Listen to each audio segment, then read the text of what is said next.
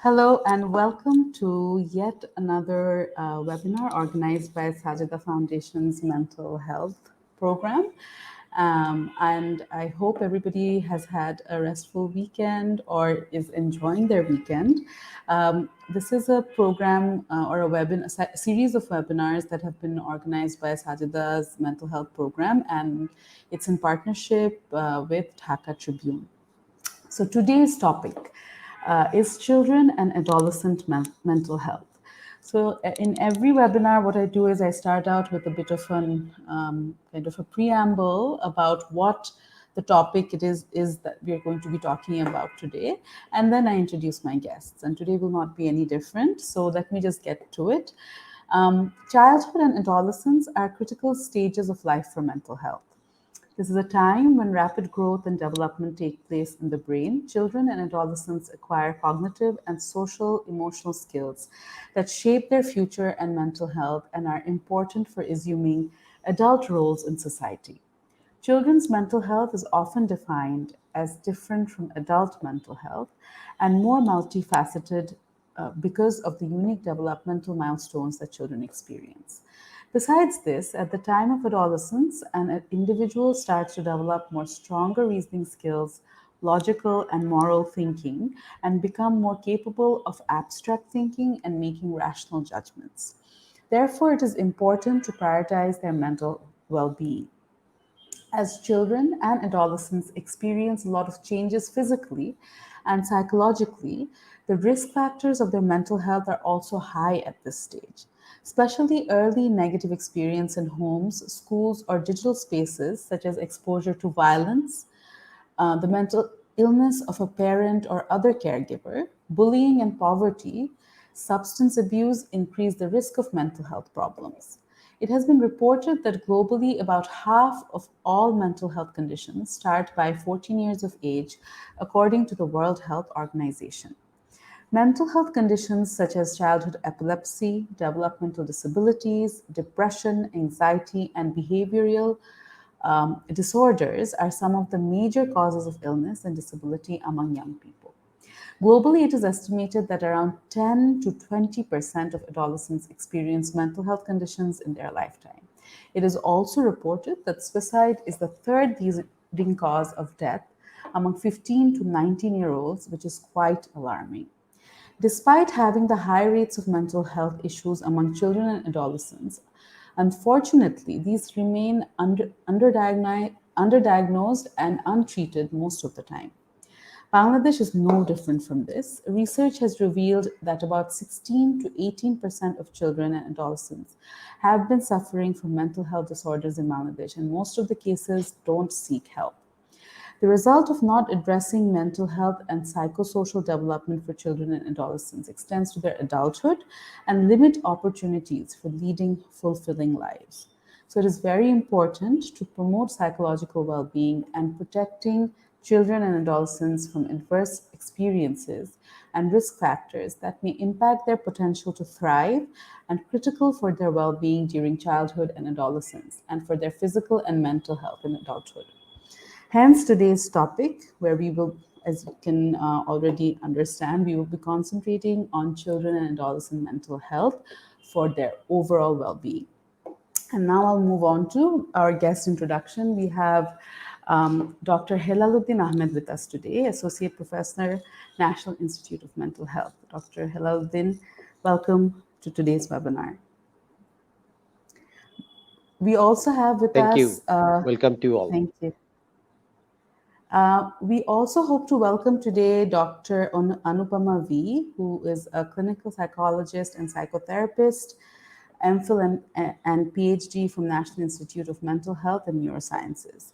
I believe Dr. Anupama is having some network issues, but I hope that she will be joining us soon. We also have with us Ms. Faiza Ahmed. She's the senior instructor of child psychology at Shishu Bikash Kendro, DGHS. Ms. Faiza Ahmed, কেমন আছেন? ভালো আছি, thank you. আমি খুবই honoured feel করছি এখানে join করতে পেরে। Thank you. Thank you for joining us today. I believe Dr. Anupama V has joined us. Welcome, Doctor. Hi. Thank you so much Sorry for the delay. Had a No bit of problem. network trouble. Yeah, good that your camera is finally on and we can Yeah, see you. yeah, it's yes. We also have with us Dr. Ashik Salim, head of Sajida Mental Health Program. Dr. Salim, welcome to today's webinar. Good evening, Shreya. Good evening. Good evening. Pleasure to be here. Looking forward to today's session. I'll just go on to the first question of today's topic, which is first we'd like to have a discussion about the availability of trained professionals for children and adolescent mental health in Bangladesh, and about the available trainings in Bangladesh and the service provision for children and adolescents. And I would like to, ask Dr. Hilaluddin Ahmed to discuss about these 2 points. So, the availability of trained professionals for children and adolescent mental health, and then I'll go on to the next question for you. Thank you. Thank you. Actually, the availability of the services and the trained professionals, there are two types of professionals in the mental health, including the child mental health. One is the skilled professionals. They got some professional degrees, professional training, and their number is very few in child and adolescent mental health. Recently, we have started the master's degree in the child and adolescent psychiatry in the Bangabandhu Sheikh Mujib Medical University, and only third batch is running for the MD child psychiatry. And also, we are starting the some training, but not the basic diploma or degree on the child psychiatry and child mental health in several organizations like the National Institute of Mental Health, Institute of Pediatric Neuro Disorder and Autism, IPNA, Dhaka University, and also many non-government organizations also provide short-term and long-term training, including Dhaka Shishu Hospital, and also we have the Child Guidance Clinic (CGC). We say the Shishu Bikash Kendra. They have also provide the training services. It is the reality is that the services and the professionals number is very short. We have dearth of professionals, including not only the child and adolescent mental health, also the total mental health. So it's difficult to us to provide the services in the quality manner due to the dearth of number of professionals. But we are trying to include the child and adolescent mental health in the National Mental Health Strategic Plan. And by then, we are providing the short-term training to the health professionals, including the non-pharmacological management and the pharmacological management also. The number of professionals are very limited. Thank you. And as far as the second question is, as far as service provision is concerned, could you elaborate a little about that? Sorry, Dr. Hilaluddin. Sorry, sorry. we, as far as I know, that you just talked about the dearth of training for mental health professionals, especially who are specialized in children and adolescent mental health. And what about the service provision? Would you say that, I guess that goes hand in hand, right? Since there is there's a dearth of it, so there's so few trained, professionals. The provision must also be, that's why, lacking behind, right? Actually, it's not possible to raising the number of professionals and the quality of the professionals with the quality services overnight, actually, because the professionals need at least 5 to 6 years to become a child psychiatrist or child psychologist in our country. And there is no such a long courses for the child psychologist or child psychology in Bangladesh. There are some training. We have some professionals, we said the development therapies, we have some courses, we have some short courses, but not any diploma, masters, or any other fellowship in the child mental health rather than the MD child psychiatry. So we are providing the services through the training only. We can provide the training to the health professionals and mental health professionals who are working in the mental health field, and we emphasize the training on the child and adolescent mental health, especially the early child development and the adolescent mental health. And also a very limited number of child psychiatrists now a country. Its number is only 6 or 7 nowadays. Thank you. Thank you so much for setting the scene for what the scenario is like in Bangladesh. As Dr. Hilaluddin Ahmed said, that we are in a scenario where there is there's very few, and I think this has been a common theme for most of our conversations so far in all our webinars, that mental health care providers or professionals are very few and far between for the number of individuals who require the assistance and care. And then we are now today talking about again a specialization within a specialization, which is children and adolescent care. And that training is also, we're slowly, it is in a, we're still far from the ideal state where we need to be, but we're going towards it. We are moving towards it. Certain actions are being taken so that we have more trained professionals, but still we are in a state where it is still not enough. So I would like to now take this question to Dr. Anupama V, to understand what is the scenario in India and what is the scope of mental health care and services for children and adolescents in India at the moment. Right. Thank you. So, if I were to say, the current scenario is quite similar in terms of we definitely have a dearth of mental health professionals in India, not just child and adolescent, of course, but overall, and therefore child and adolescent also. We do have a significant dearth of professionals. But the good thing is that's changing. I think in the last decade, especially, the amount of awareness in terms of mental health, and especially in terms of mental health of children and adolescents, has been growing. So if we were to look at different premier institutes across the country, we have many more that are actively working towards building a child and adolescent department, a psychiatry department. We have the institute where I did my doctorate from, NIMHANS, National Institute of Mental Health and Neurosciences. We have a clinical psychologist specialized in child and adolescent area, graduating every year. So, in terms of the number of professionals, it's been increasing slowly, though it is not widespread enough yet. Very few premier institutes have developed this.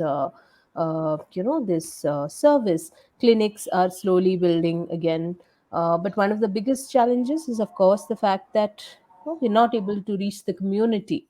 Just like we stand at the surface, we stand at the edge of being able to intervene at the most difficult parts, wherein whether it is our rural areas, whether it is areas that really have need access to mental health care.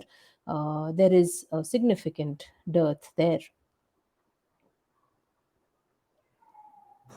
Thank you, Dr. Anupama V, for that.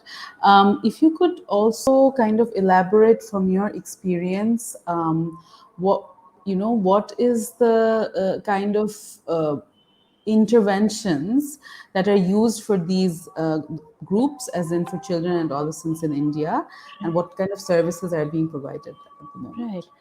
Right. So, if we were to broadly look at the kind of disorders that children and adolescents come to the clinics with, we would see developmental disorders. So, in terms of developmental delays, autism, cerebral palsy, this group of disorders, and you'd have the internalizing spectrum in terms of anxiety, depression, this group, and then there would be the externalizing spectrum, which is more of the conduct disorder, oppositional defiant disorder, to some extent ADHD, attention deficit hyperactivity, all of these. And most recently, especially if we were to look at specifically in the post pandemic era, we have been seeing a significant increase in terms of addiction. Technology addiction has become a serious concern in the last 1.5 to 2 years. It has become one of the prime areas of work, because children and adolescents have really lost their social circle and all of that. So now they are very much cooped up at home, and this is their only source. So these are some of the kind of disorders that we see. In terms of intervention, we do use a multi-pronged approach in terms of working with children and adolescents, and working with their families, sometimes with schools as well. We do try to liaison with schools too. So with children, we may do training work in terms of training them in social skills, or it could be with respect to self-help skills, etc. If it was in the developmental disorder spectrum, we may work with the family. Working with the family would involve psychoeducation. Sometimes it could be more very significant family work in terms of family therapy, structural family therapy, or systemic family therapy, wherein we need to work with interactions and patterns in the family. Sometimes behavioral family therapy, wherein we try to encourage the family members to respond in positive ways to the child or the adolescent, and thereby increasing a repertoire of positive behaviors from them too. So these are some of the things that, in terms of intervention, that we do. There is also group therapy, of course. There is group therapy that we do. One of the challenges, of course, again, has been in the past 1.5 to 2 years, we've had to shift a lot to the online mode. It is still catching up, and we are still working on that aspect. But the good thing is, we are, we've reached a point where mental health awareness has really increased in this last 2 years. People are all talking about it during the pandemic. Everywhere you see people talking about it, whether it's in the newspapers, whether it's in on TV, whether it's on social media, whether children, adolescents, their health, their mental health. Parents are coming forward with these things. So that's a good thing.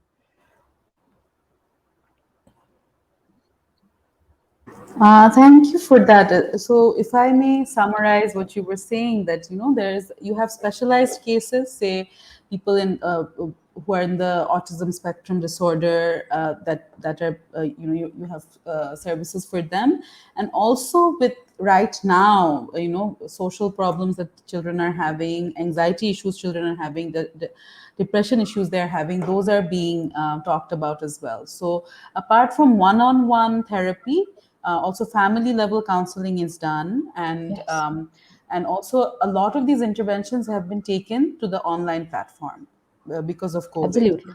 And then there's Yes. also a higher kind of awareness. So I was just actually wondering about that. Is it because uh, is there any campaign, nationwide campaign or communication campaign that is happening that has increased this awareness, or is it just a need of the time that has increased this awareness?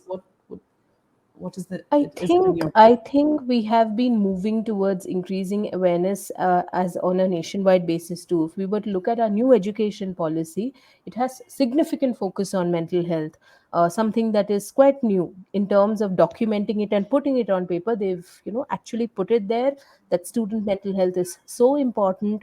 You have to monitor it regularly. They have mandated counselors in schools. Till recently, these were things that happened, just it was optional for schools would take on counselors, sometimes on contract, sometimes not have them. It was not a mandatory thing, and it wasn't taken as seriously as it is now. Today it is mandatory, and of course, the ground realities are not in complete consonance with what's on paper, but we're reaching there. We're working on those things. I think the other aspect, of course, is that there has been a lot of opportunity in terms of, if I were to say, I think the last 1.5 to 2 years has been a period which has been stressful for children and adolescents, and therefore the groups who have been vulnerable, they have had, there have been more breakdowns. There have been the behaviors in terms of how they interact, or at home, or maybe in online class. It's There's a marked difference in these children and adolescents, and that is quite obvious, whether it's to teachers, whether it's to parents. I think that's one of the reasons why the need is increasing, why you have parents talking about it, approaching us, all of that.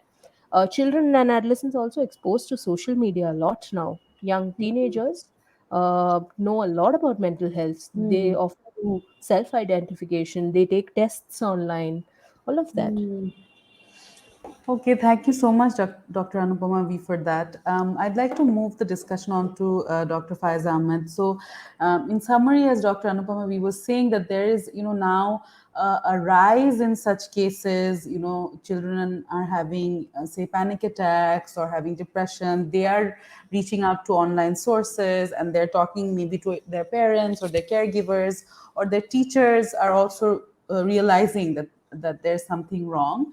So from you, I'd like to hear about the types of, is it similar, the types of children and adolescent cases that are coming to শিশু বিকাশ কেন্দ্র? আমরা কি একই ধরনের scenario দেখতে পাচ্ছি, নাকি ব্যাপারটা একটু ভিন্ন, বা কি ধরনের আপনার অভিজ্ঞতাটা একটু যদি বলেন? অনেক ধন্যবাদ। ডক্টর অনুপমা যেটা বলছিলেন, এটার সাথে অলমোস্ট সিমিলার। এটার সাথে একটু অ্যাড করবো আমরা, যেটা হচ্ছে যে প্রাথমিকভাবে যখন আমাদের সার্ভিসগুলো কিন্তু আমাদের অফ রাখতে হয়েছিল, যখন কোভিড এর এটা শুরু হলো লকডাউনের কারণে, তো তারপরেই যখন আমাদের সার্ভিসটা কিছুটা সীমিত পরিসরে শুরু হয়েছিল, তখন আমরা সব থেকে বেশি যেটা পেয়েছিলাম সেই জায়গাটা থেকে যদি শুরু করি, যে লাস্ট 1 ইয়ার্স ধরে আমরা যেটা ফেস করছি, সেটা হচ্ছে শিশুদের মধ্যে বিহেভিয়ার প্রবলেম অনেক বেড়ে গেছে। কিন্তু আমরা যখন কাজ করতে গিয়েছি, যখন ডিটেল হিস্ট্রিটা নেওয়া শুরু করেছি, তখন দেখেছি যে এটা কিন্তু শুধু শিশু কিশোরদের মধ্যে না, তার ফ্যামিলি মেম্বারদের ভেতরেও একটা স্ট্রেস আছে, এবং ওটা কিন্তু একটা সাইকেলের মতো ডেভেলপ করেছে, যে তার স্ট্রেসটা রিলিজ করেছে বা ওটা কিন্তু ইম্প্যাক্ট করেছে চাইল্ড অ্যান্ড অ্যাডোলেসেন্টের উপর। তো সবারই কিছু না কিছু ইস্যু তৈরি হয়েছিল, এবং যাদের আসলে আগে থেকেই হয়তো কিছু ইস্যুস ছিল সেগুলো অনেক বেড়ে গেছে। যেমন এনডিডি গ্রুপের কথা যদি আমরা বলি, যে আমাদের শিশু বিকাশ কেন্দ্রে নিউরো ডেভেলপমেন্টাল ডিসাবিলিটি নিয়ে বেশিরভাগ শিশুরা আসে। তো তাদের ক্ষেত্রে যেটা হচ্ছে, দীর্ঘদিন তারা থেরাপি পায়নি, এবং সেই থেরাপিটা যখন পায়নি, তাদের যে ম্যানেজমেন্টে তারা ছিল সেই ম্যানেজমেন্টটা থেকে কিন্তু তারা বঞ্চিত হয়েছে। অ্যাট দ্য সেম টাইম প্যারেন্টও কিন্তু কিছুটা পাজল ছিল যে বাসায় ফুল টাইম তাদেরকে কিভাবে সাপোর্ট দিবে। ওইখানে অনেকগুলো ব্যাপার আছে, যে প্যারেন্টদেরও হয়তো ওয়ার্ক ফ্রম হোম করতে হয়েছে, তো সেই যেটা চাইল্ডদেরকেও তারা কি করেছে, কোয়ালিটি টাইম দিতে পারেনি, এবং ওদের মধ্যে কি হয়েছে, ওরা এই যে গেজেটে হয়তো অনেক বেশি অ্যাডিক্টেড হয়ে গিয়েছে, স্ক্রিন অ্যাডিকশন বেড়ে গিয়েছে। যেমন এখন আমি যেটা দেখতে পাই যে এটা অনেকটা স্ট্রাকচার্ড হয়েছে, স্ক্রিনটা কিভাবে ইউজ করবে বা তাদেরকে কিভাবে সুপারভাইজ করতে হবে এটা প্যারেন্টরা বুঝতে পারছে। প্রথম দিকে এটা খুব আনলিমিটেড ছিল, স্লিপিং ডিস্টারবেন্স বেড়ে গেছে, তাদের মধ্যে ইরিটেবিলিটি বেড়ে গেছে, এবং তাদের যে ফাংশনাল ক্যাপাসিটি ছিল, তাদের যে ফাংশনাল প্রোফাইল নিয়ে তারা প্রথমে আমাদের কাছে এসেছিল, সেই জায়গাগুলোতে কিছু কিছু জায়গায় আমি ডিস্টারবেন্স দেখেছি। একটা পজিটিভ আছে, সেটা হচ্ছে সবাই more or less IT related বিষয়ে খুব বেশি এডুকেটেড হয়ে গেছে, যারা এটাতে ওরিয়েন্টেড ছিল না। এটাকে আমাদেরকে আসলে অ্যাড্রেস করতে হবে, এটা একটা পজিটিভ দিক, যে তারা আসলে ওয়ার্ল্ডের অনেক কিছুই জানার চেষ্টা করেছে বা জানতে পেরেছে, বা প্যারেন্ট যাদেরকে সুপারভাইজ করেছে। কিছু ক্ষেত্রে আমরা যেটা দেখেছি, খুব বেশি অ্যাডিক্টেড হয়ে গেছে। আর অটিজম স্পেকট্রামের ক্ষেত্রে এটা আমি যেটা দেখেছি আমার ক্লিনিক্যাল প্র্যাকটিসে, যে প্যারেন্ট যারা আমাদের কাছে আর্লি ইন্টারভেনশনে আসেন, ওনাদেরকে আসলে 1 থেকে 1.5 বছর ওয়েট করতে হয়েছে, যে প্যান্ডেমিকটা হয়তো ওভার হবে তারপর ওনারা আসবেন। তো সেখানে কিন্তু আমরা আর্লি ইন্টারভেনশন শুরু করতে পারিনি, তো তাদের অনেক প্রবলেমটা হয়তো অনেক বেড়ে গিয়েছে। আর অ্যাডোলেসেন্ট গ্রুপ সব থেকে বেশি সাফার করেছে, যেটা কিছু আমি পেয়েছি চাইল্ড অ্যাডোলেসেন্ট ট্রমা আমরা পেয়েছি, যে চাইল্ডহুড ট্রমাটা অনেক বেশি বেড়ে গিয়েছে। কারণ আমরা যেটা দেখি, আমরা মনে করি যে আমার লাইফে একটা অ্যাডভার্স সিচুয়েশন হলে হয়তো চাইল্ডহুড ট্রমা হবে, তা কিন্তু না। এরা কন্টিনিউ শুনেছে, ডেথ নিউজ শুনেছে বা শুনছে যে লকডাউন করে দিচ্ছে। তার মানে যখন কোন একটা অ্যাডভার্স সিচুয়েশনকে আমরা উইটনেস করি, আমরা যখন শুনছি আমার কাছের কারো সাথে এটা হয়েছে, বা সে জানতে পারছে যে তার টিচার হয়তো একদম আইসিইউতে চলে গেছে বা টিচার মারা গেছে, এটাও কিন্তু তাদের মধ্যে ট্রমা তৈরি করেছে। এই শিশুটি যদি স্কুলে যেত, কি হতো, তার পিয়ার গ্রুপের সাথে ইন্টারাকশন করে তার যে ট্রমার যে প্রসেসটা আছে, যে গ্রিফ ওয়ার্কটা আছে, সেটা কিন্তু অনেকটা তাকে হেল্প করতো। সেই জায়গাগুলো থেকে তারা বঞ্চিত হয়েছে। এটার সাথে সাথে আরেকটা জায়গা যেটা লেগেছে আমার কাছে, যে চাইল্ড মানে অ্যাডোলেসেন্টের ক্ষেত্রে যেটা হচ্ছে, এদের ওয়ার্ল্ডটা কিন্তু একটু বড় হতে থাকে, তারা একটা ট্রানজিশনাল পিরিয়ডে থাকে, তো অনেক শেয়ারিং পিয়ার গ্রুপের সাথে হয়। প্যারেন্ট তাদেরকে ওভার মনিটরিং করেছে, এবং তারা ফিল করেছে যে তাদের আসলে কোনো স্পেস নেই। আপনি দেখতে পাবেন যে এই যে 15 থেকে 19 এই গ্রুপে কিন্তু সুইসাইডাল আইডিয়েশন বেড়ে গেছে, সুইসাইডটা বেড়েছে। এটার পেছনে এটা অন্যতম একটা কারণ, যে তার গ্রুপের সাথে সে কোনোভাবেই প্রপারলি কানেক্টেড হতে পারছিল না। প্যারেন্ট তাদেরকে স্টিল হয়তো চাইল্ড ট্রিট করছে, বা অনেক জায়গায় তাদের সাথে যে কমিউনিকেশনটা হয়েছে, এটা তার মধ্যে মানসিক যন্ত্রণা তৈরি করেছে। তো ওভারঅল আরো যেটা এসেছে, যে একটা কনসার্ন সবার মধ্যে তৈরি হয়েছিল, যে একাডেমিক্যালি হয়তো এরা পিছিয়ে যাচ্ছে। সেই জায়গাটা আমার কাছে মনে হয় যে এটা খুব একটা ঠিক না। তারা অনেক কিছু শিখেছে। এই সময় শিশু কিশোররা যেটা শিখেছে ইম্পর্টেন্ট সেটা হচ্ছে তাদের অ্যাডাপটিভ বিহেভিয়ার অনেক বেড়েছে। তারা বাসার কাজে প্যারেন্টদেরকে হেল্প করেছে। তো এই সাইড গুলো পজিটিভ, লাইফ স্কিল সে শিখেছে, কিন্তু তার সাথে তাদের যে সাফারিং গুলো স্টিল আমার কাছে এসে বলে যে আমাদের কি সেই আগের জীবনটা ফেরত পাবো কিনা। আমাকে রিসেন্টলি একটা স্টুডেন্ট বলছিল, এসএসসি স্টুডেন্ট, সে বলছিল কেঁদে ফেলেছে আমার সামনে এসে, বলছে যে এই যে আমাদের স্কুলে এত আয়োজন হয়, র্যাক ডে হয়, এই 2 বছর আমার জীবনে তো ফেরত আসবে না। এই বিষয়গুলো আসলে আমরা পেয়েছি শিশু বিকাশ কেন্দ্রে। মোরালেস আমাদের 35টা শিশু বিকাশ কেন্দ্র আছে অল ওভার বাংলাদেশে। Thank you so much, Faiza Ahmed, for that. If I kind of summarize what you just said, that you have 35 Shishu Bikash Kendras all over Bangladesh, and what you have experienced is that when children came, the other side of the story was that it was a vicious cycle because parents were stressed out. They're working from home. They're not being able to give their children time. So then they are stressed, and then the children are feeding off of it, and they are getting stressed also, and that's creating a lot of anxiety at home as well. And apart from that, you were also talking about behavioral problems that are arising, and also about neurodevelopmental disorder children who suffer from that. What happened is that because in the transition for COVID, so many parents were so busy working online, or sometimes there is no hours when you're working online. You're working the whole day, even till night. So a lot of parents are unable to give children the time that is needed for the interventions for neurodevelopmental disorders, and or whatever that is supposed to be done with them, and that was lacking maybe, and that created some issues. Also, as far as autism spectrum disorder is concerned, some children, their diagnosis got delayed, so they did not get the proper intervention at the right time. As far as adolescents are concerned, one thing, Faiz Ahmed, what you said is that it's the positive is that they actually learned a lot of good life skills. Some children and some adolescents have gotten really expert on online, work, or they are helping their family and parents out at home with home the work that you have to do at home. But at the same time, they feel like their space is constricted, right? Because they don't have peers to talk to. They can't exchange how they feel with their peers.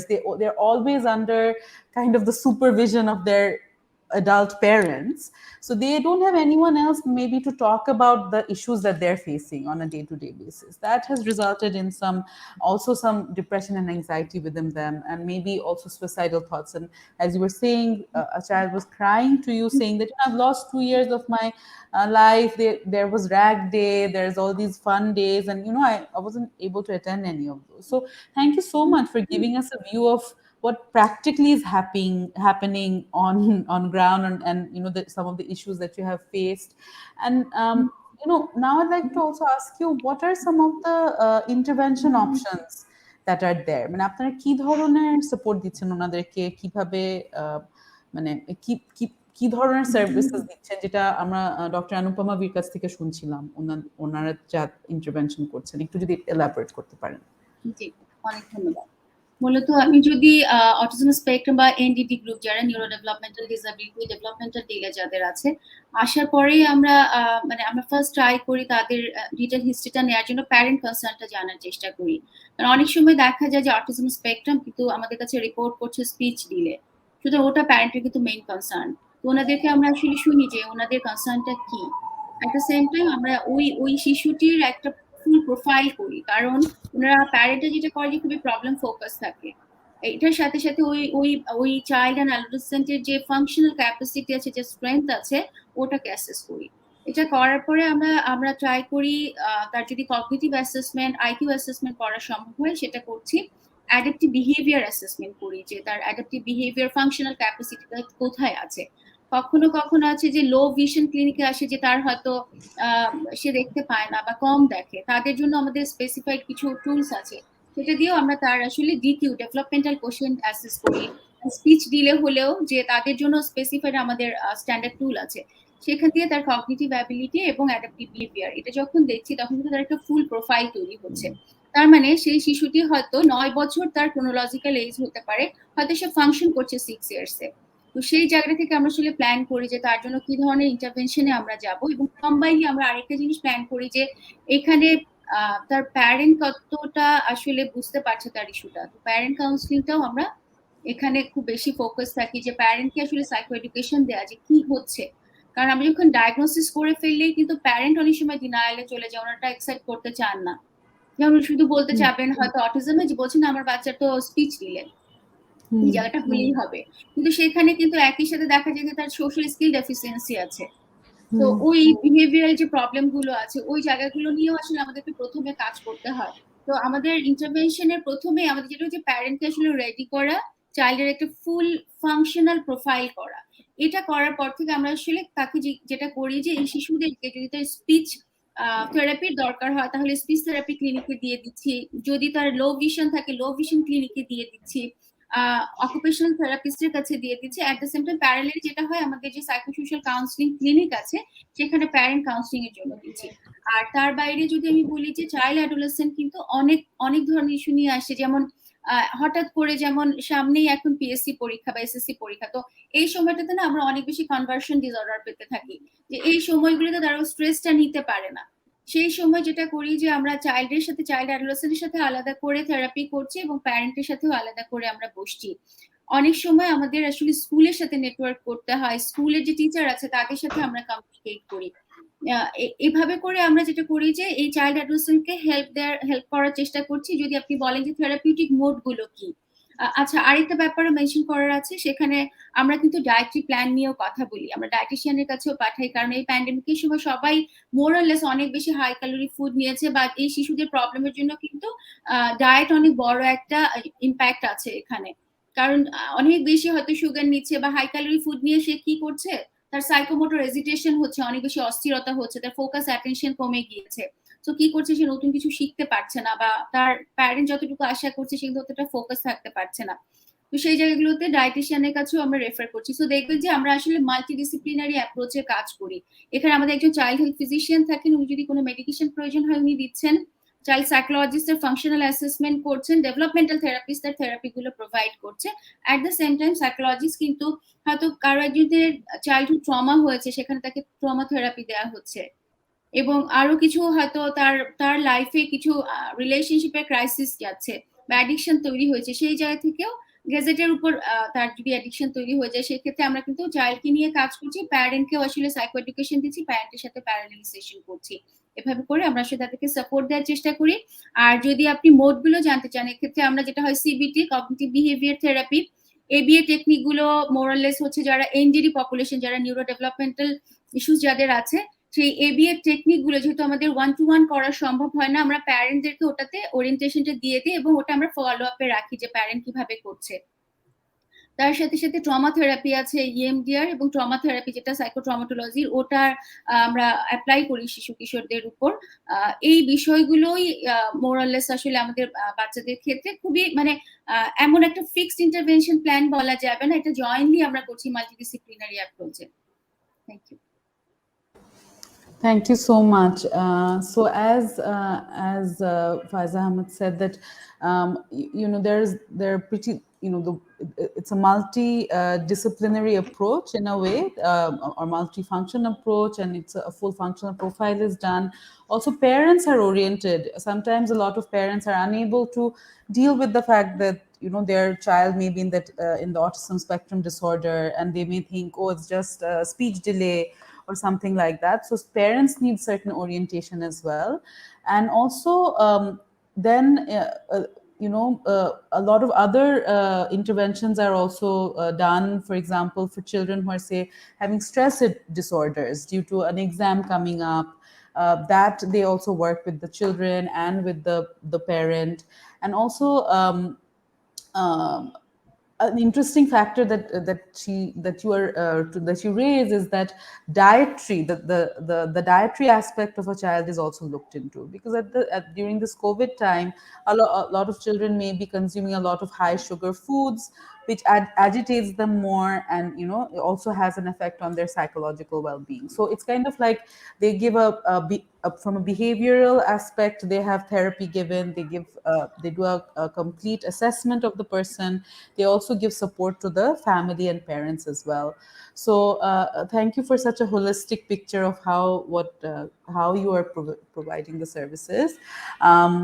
If Dr. Anupama V, if you want to say something in this regard, or Dr. Helaluddin about these, that would be wonderful. Would you like to add anything in this regard about the interventions that Faiz Ahmed talked about? Dr. Anupama V? Yeah. I think what Faiza said was very interesting, and especially the aspect in terms of, holistic. I think that approach is so important with children and adolescents, especially if we were to look at the fact that, we have to look at it from multiple perspectives, including, parental stress, their diet, the kind of activities they do apart from academics, all of that. It is only when we look at things holistically that we can come up with the best kind of intervention. So yes, that is very, very true. Thank you so much for that. And now I would like to ask Dr. Helaluddin. I think Dr. Anupama had, I would like your comment about this holistic approach and how they all fit together. And also, I would like to hear from you about, Dr. Anupama, we was talking about in Bangladesh, there's a mandate from the government, and as well as there's a demand from parents and children for better mental health care. Could you give your opinion about that, or give us an understanding of what is happening in Bangladesh with regard to how from the government's perspective, if there's any mandate, also from your experience, from children and from the parents, what kind of demand you see? After Dr. Helaluddin, I would also like to ask this question to Dr. Ashik Salim.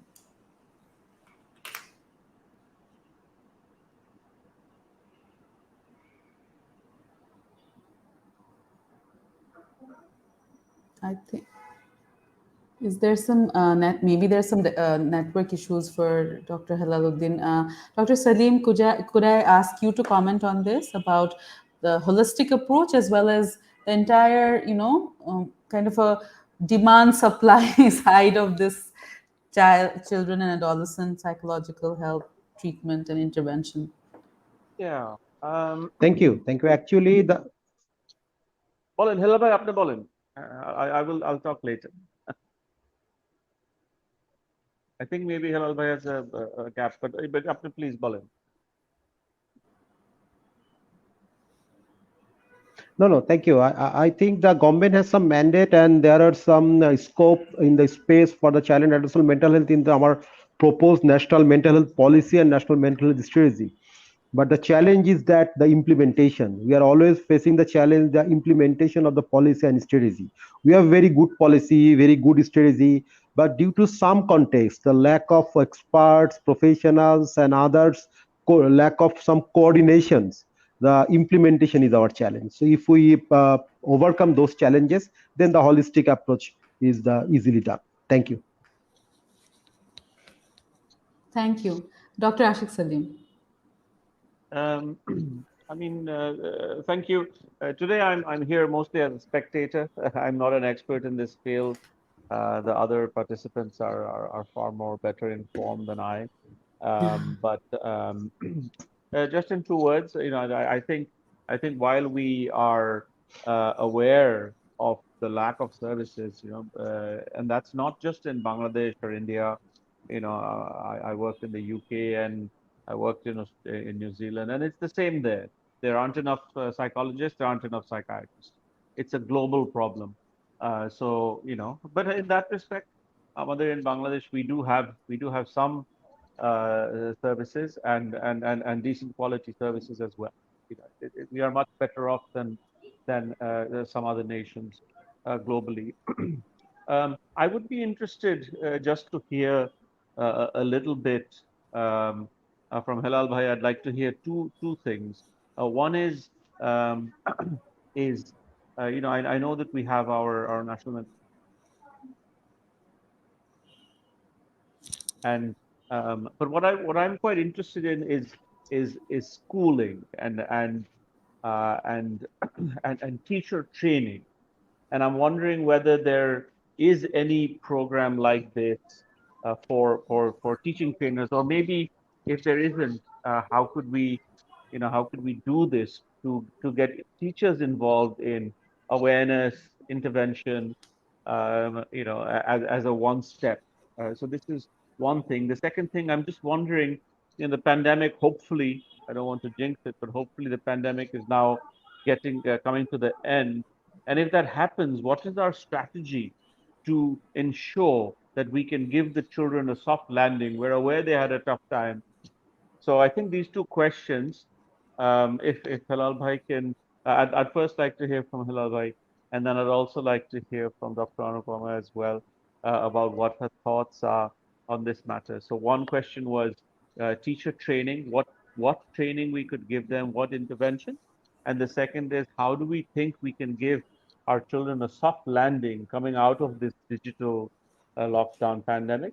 And and I think Dr. Hilal's had some network problems. So if you can please give us your thoughts on this, then we can go. Sure. So, if we were to look at teacher training, this is a very interesting aspect because teachers are the ones who are, in contact, at least till, the last 1.5 to 2 years.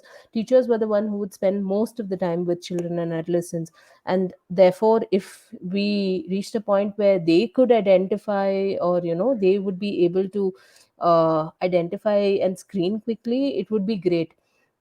This is an aspect that is being paid a certain amount of attention to now. I was involved during my PhD program. I was involved in training teachers during some programs. We did a training program for them in terms of screening. We encouraged them to be able to identify different disorders in terms of some symptoms so that they can refer to either counselors or mental health professionals when they see them, because the thing with especially the internalizing spectrum, say anxiety or depression, it can get missed out because these children and adolescents very often may tend to be the quiet ones in class, and therefore the non troublemakers, and therefore teachers may be happy with them. But the problem lies when they are having trouble across different areas. It is not that they are quiet, but they're actually having mental health difficulties in terms of anxiety and depression. So training teachers to screen in terms of being able to identify symptoms is a great way of being able to reach out to mental health professionals. That's one aspect. About giving children after the pandemic a soft landing, really, really important. It has been a what do I say? It has been a life changing experience for them. I mean, we adults are struggling with it. We adults are struggling with going back to, regular work schedules and all of that after work from home. I can't imagine how it must be for them.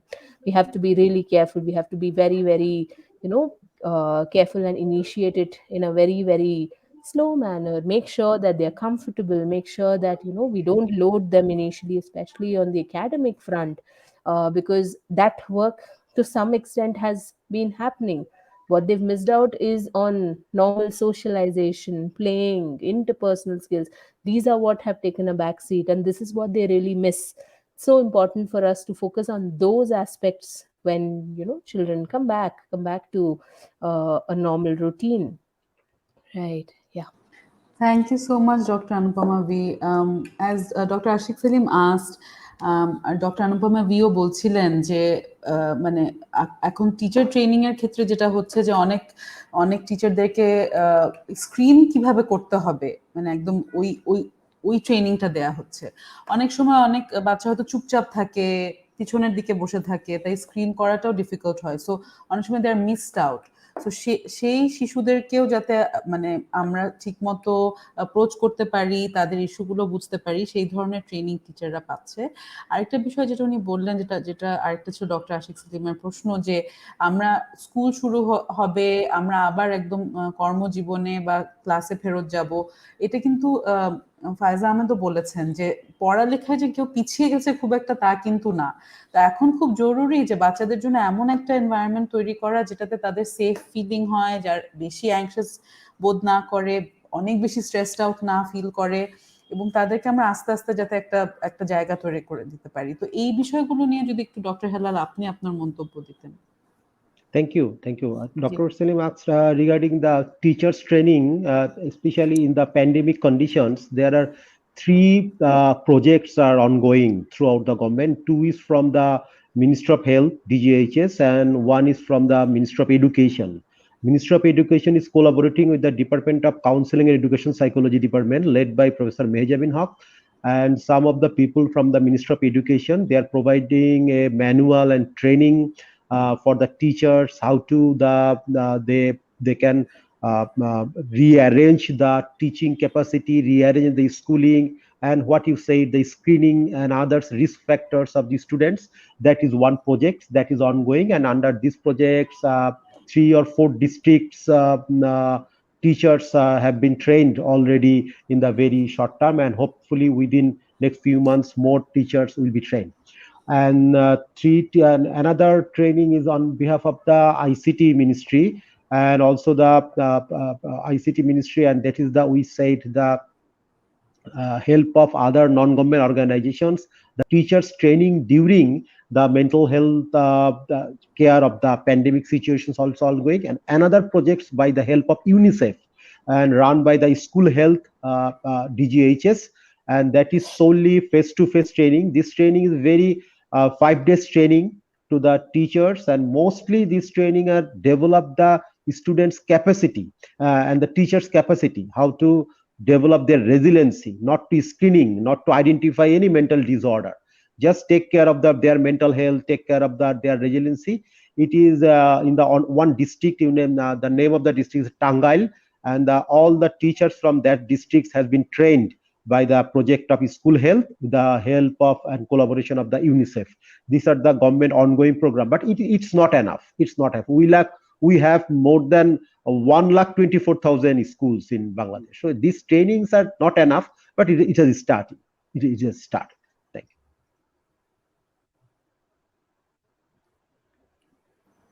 Doctor Helaluddin, just আমাদেরকে তো বললেনই যে ministry of এডুকেশনেরও কিছু programme আছে যেখানে এবং ministry of হেলথের যেখানে either training দেওয়া হচ্ছে, কিছু প্যাম্পলেটস দেওয়া হচ্ছে, অলসো ক্যাপাসিটি আর রেজিলিয়েন্সি বাড়ানোর জন্য টাঙ্গাইলে একটা প্রজেক্ট শুরু হয়েছে, পাইলট প্রজেক্ট শুরু হয়েছে, কিন্তু it is still not enough. We have a long way to go, we have a lot to do.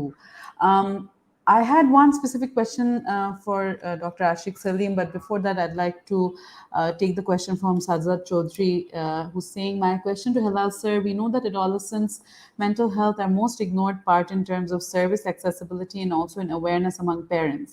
And we also know the communication gap between parents and adolescents starts at this stage, which triggers the mental issues most of the time. So what steps can be taken or should be taken from policy level to mitigate these gaps? Actually, the communication gap is not very new between the adolescent and the parents. In the hieroglyphics, in the Misr, Egypt pyramids, they are also in the mummified. There are some script regarding that the adolescent are very unruly. That's the notion already written in this mummified dead body. So it's a very old phenomena. The adolescent versus parents has a communication gap, and we think the communication gap will be there, but we have to not mention that directly regarding the mental health issue. You have such and such, you have that. Better we have to, like we called it in the there are some papers on it, that is the Trojan horse model. You know, the Trojan horse model, like the Greek and Troy war. There are some issues we can disguise in the manner of the other things, and that by that way the communication will be enhanced between the parents and the adolescent. It's not directly you have some mental health issue, you have some depression, why you are suicidal, why you are cut your arm, not like that. We have to like care their mental health by in other ways, in some that's called the the Trojan horse model in the mental health field. There are some good papers on it, the Trojan horse model in the adolescent mental health. So it will be, and the teacher and the parents are changing nowadays. And Mr. Sajjad asked about what the government roles or the policymaker roles regarding this. Yes, the government and policymakers has many policies. We have many strategies. All the policies are good. All the good things has been written. We have to work now. All the good things have been written. Nothing escaped. Every good things has been written anywhere in the world, including Bangladesh. So there are policy, there are document, there are strategy, but we need to be implemented. Thank you.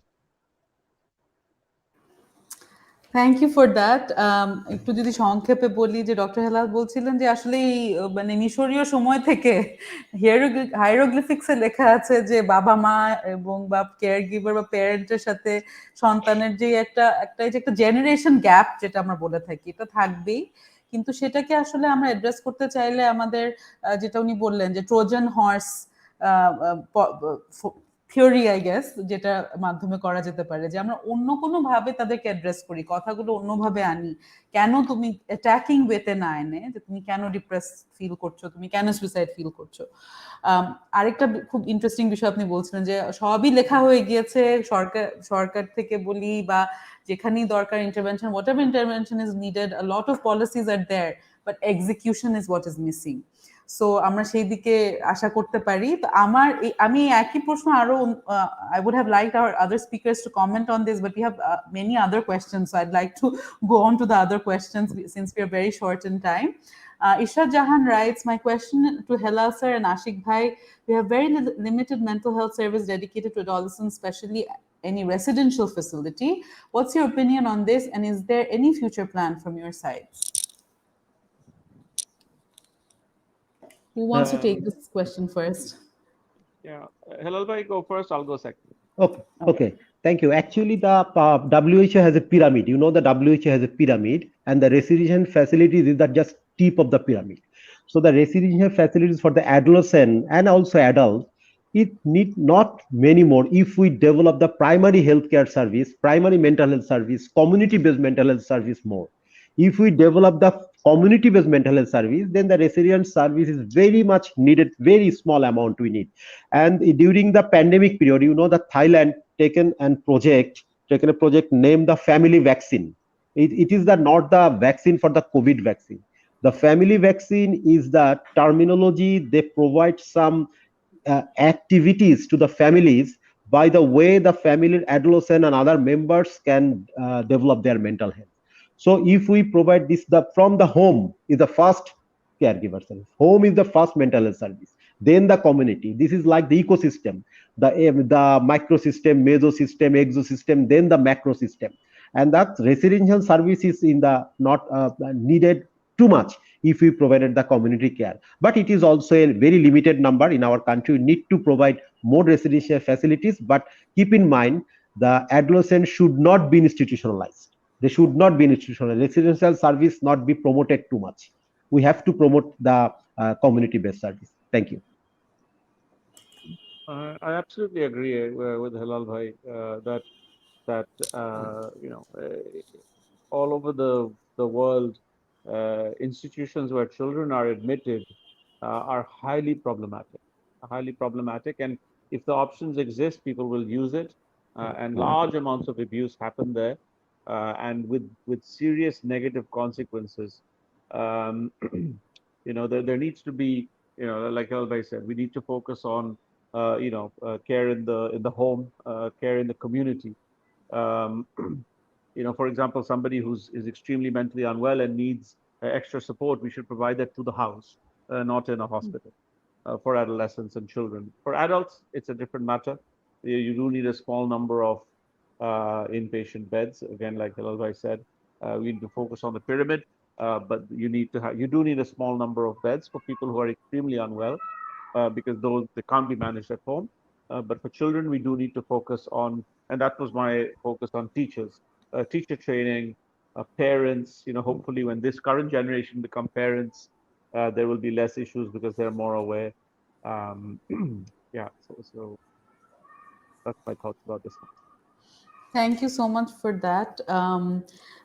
আমি পরের প্রশ্নে চলে যাই, যেটা মানে doctor হেলালুদ্দিনও বললেন, doctor Ashiq সেলিমও বললেন যে আসলে ইনস্টিটিউশনালাইজেশন করে করার আগে আমাদের কমিউনিটি লেভেল ফ্যামিলি সাপোর্টটা সবচেয়ে বেশি জরুরি। অ্যাকচুয়ালি ডক্টর আশিক সেলিম একটা যেটা আমরা সবসময় হয়তো অনেক সময় ভাবি যে আরো কেন ইনস্টিটিউশনাল ইন রেসিডেন্স প্রোগ্রামস নাই, আসলে ওইখানে অনেক অ্যাবিউজও হয়ে থাকে, অনেক মিসইউজ অফ পাওয়ারও হয়ে থাকে, যেটা আসলে আমরা চাইবো না। একটা শিশুকে তার এনভায়রনমেন্টে রেখেই তাকে কিভাবে কেয়ার দেওয়া যায় সেটা শেখানোই বেশি জরুরি। আমাদের নেক্সট কোয়েশ্চেনে চলে যাচ্ছি। তামান্না ফায়রুজ হোসেন লিখছেন, how can we foster a safe environment for children and for the parents in general? I'd like to ask this question to Dr. Anupama V and to Ms. Faiza. Dr. Anupama V, you can go first if you want. Right. So if we were to look at fostering safe environments for children, this is actually like Dr. Hilal said, it is very true that it is actually a community responsibility. It is not about, having residential facilities in terms of inpatient facilities or any of that. It starts from us. It starts from parents. It starts from neighbors, to friends, to teachers, to school managements. All of these different stakeholders have to contribute if they want a safe environment for children to express mental health concerns, to talk about these things without fear, without being afraid of judgment or any of that.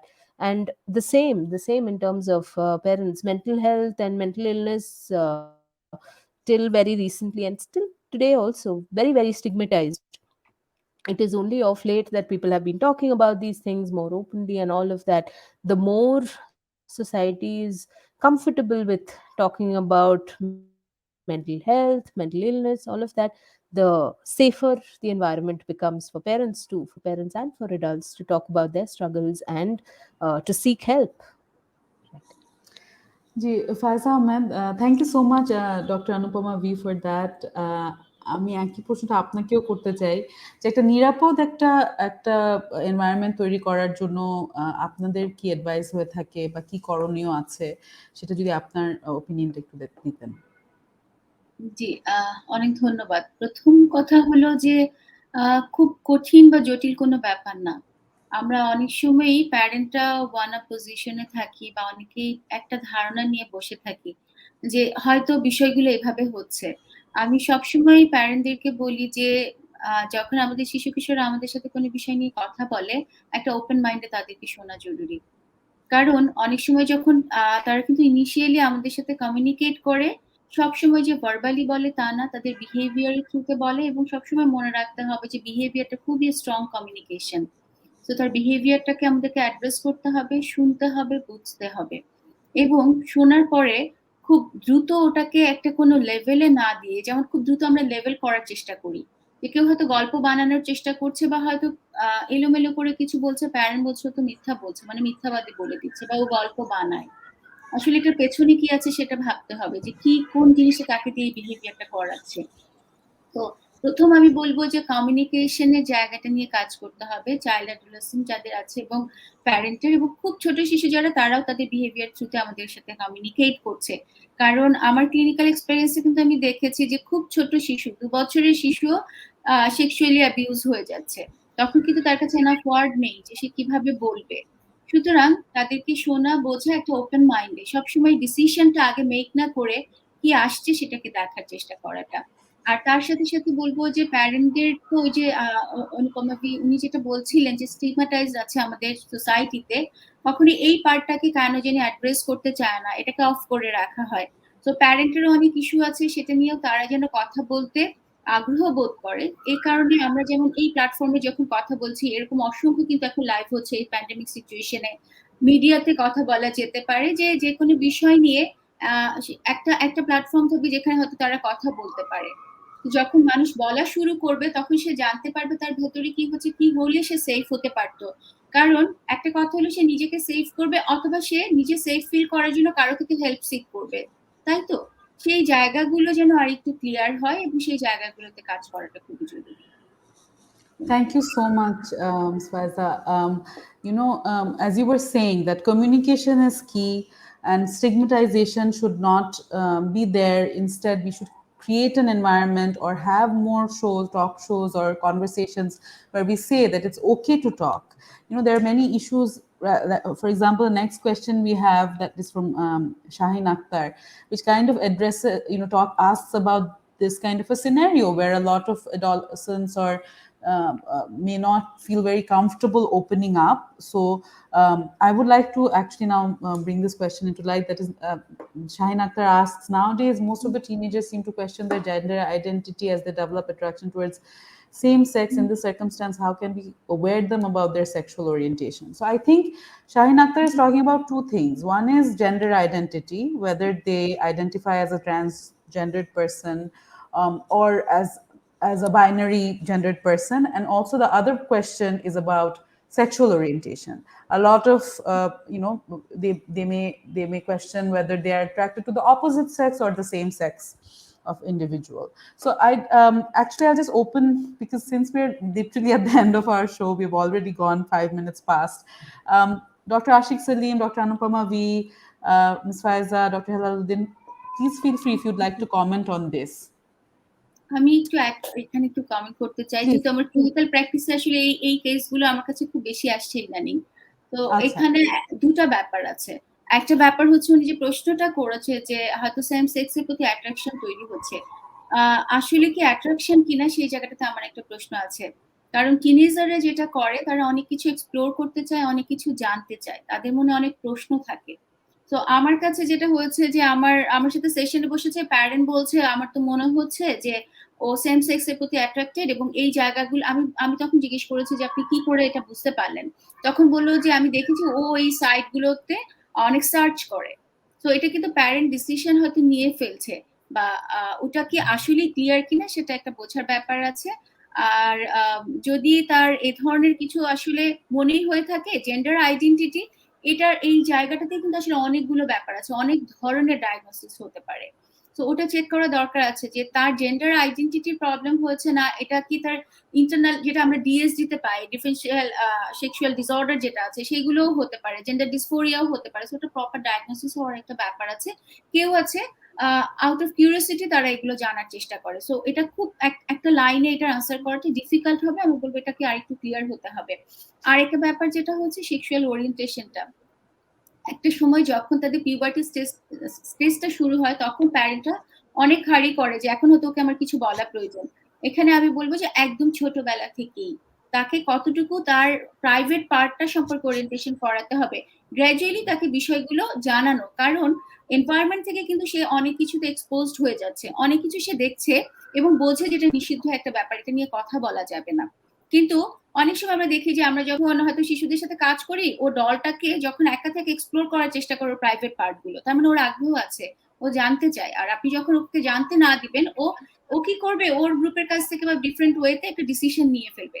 তো sexual ওরিয়েন্টেশনটা, এডুকেশনটা হঠাৎ করে শুরু না করে ছোটবেলা থেকে শুরু করতে হবে, একদম ছোটবেলা থেকেই তার প্রাইভেট পার্ট জানানো, এবং এটা কিভাবে সেফ মোডে থাকবে, সে নিজের সেফটি বাউন্ডারিটা শেখানো। আরেকজনের যে সেক্সুয়াল ওরিয়েন্টেশন, যেমন সে হয়তো একটা মেয়ে শিশু, তাকে ছেলে শিশু সম্পর্কেও আসলে জানাতে হবে, তাতে যেটা হয় মিউচুয়াল রেসপেক্টটা ডেভেলপ করে। তো এটা এমন কোনো খুব ক্লিয়ার কাট পয়েন্ট নেই। যখন থেকে আমাদের শিশু আমাদের সাথে খেলাধুলা করছে, আমাদের বডি পার্ট দেখছে, তার বাবার বডি পার্ট দেখছে, মায়েরটা দেখছে, এই বিষয়গুলো তখন থেকে শুরু করাটা খুবই জরুরি। এটাকে স্টিগমাটাইজ করা যাবে না, ওপেন কমিউনিকেশন, কথা বলা, খেলার থ্রুতে তাকে এগুলো জানানো জরুরি। Thank you. Thank you, Faiza Ahmed, for that. As you were saying that sometimes diagnosis is key. There's sometimes confusion that leads to a lot of questions, and also, as you said, sex education is a very important part of the entire scenario. And having learning about one's own sexual organs and having questions and not stigmatizing that topic even from a very young age, that is what's necessary. Dr. Anupama V, would you like to add anything to this comment or question? I completely agree with what Faiza said. It's very true that the only way to deal with this issue related to gender identity is to encourage youngsters to be open about it, talk about it. Open communication is the only way forward, because the more we stigmatize, the more it leads to mental health issues, and we are much aware of it now. So it doesn't help. Open communication is the only way forward in terms of creating a safe space for them, the family, whether it's at school, all of that, sex education, creating an environment where all these things can be talked about without any without any hindrance, any obstacles. That is the way forward here. Thank you so much. Dr. Ashik Salim, Dr. Helaluddin, your remarks. Actually, I would say your remarks on this and your ending remarks, please. Ending remark. Yeah, Helalda, if you just do your ending remarks, and then I'll give my final thoughts, and we can finish. Thank you. Thank you. Actually, all the important things already said by Faiza and Dr. Anupama. I just want to say there are some stigma inside some professionals. It is the mental health professionals. Some mental health professionals also some stigma and something mistakenly they are doing something wrong with this type of teenagers. It is not in the Bangladesh also. It is not in Bangladesh. In everywhere in the developed country there are some stigma among the health professionals also. That is a developed country, the stigma is less, but in our country there are some stigma within the mental health professionals and other health professionals. So first I want to need to aware and that clear cut scientific knowledge and notion regarding this gender dysphoria or other gender orientation issues among the mental health professionals and other health professionals. This is my comments. All other things already said by Faiza. I don't touch those. I just say need orientation to the mental health professionals and health professional first. Thank you. Thank you, Helalda, and thank you all the comments. I mean, what I wanted to say is that we need to have a separate way to talk about gender, sex, and sexuality, because in the last 2 minutes it's not enough. But I think it was an important thing that came up, because in the arena of child and adolescent mental health, it is highly significant, because now teenagers have access to so much information. They are more aware about themselves. They're more aware about experimentation. The stigma within children is far less than it used to be. When we were young, we had no idea about these things, and we were highly prejudiced. That prejudice exists not just in people, but it's parents, in schools, in healthcare professionals, and so exactly the training needs to be happen widespread across organizations, across schools, to get people to be aware about gender, sexuality, and and sexual orientation. So and I strongly believe that only through awareness and exposure can we can we can we make things better for our society. So on that note, I mean, it's been a wonderful session, and thank everybody for joining. It's been an absolute pleasure. I'll let Sriya wrap up the session now.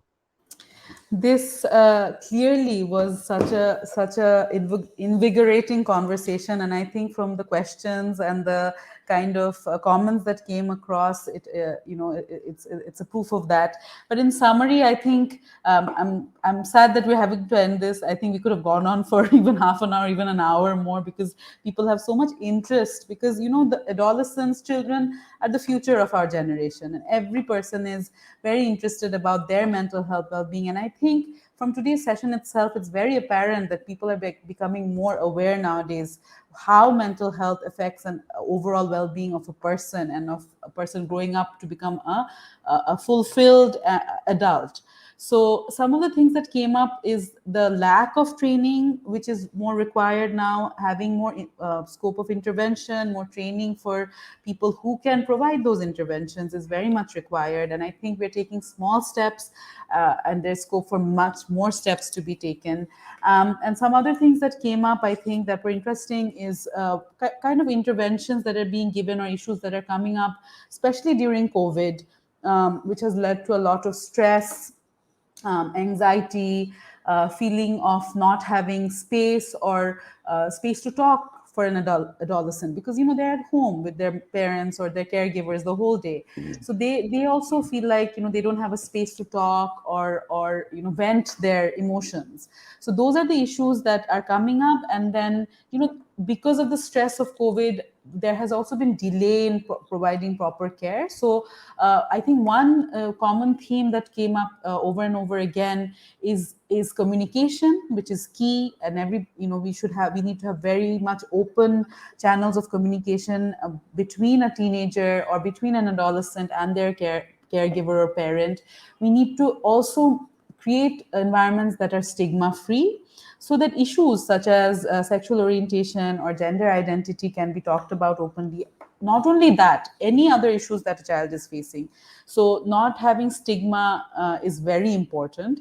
And also as Dr. Helal said, that this generation gap, as we say, or this distance between parents and children has been there from ages, and it will be there.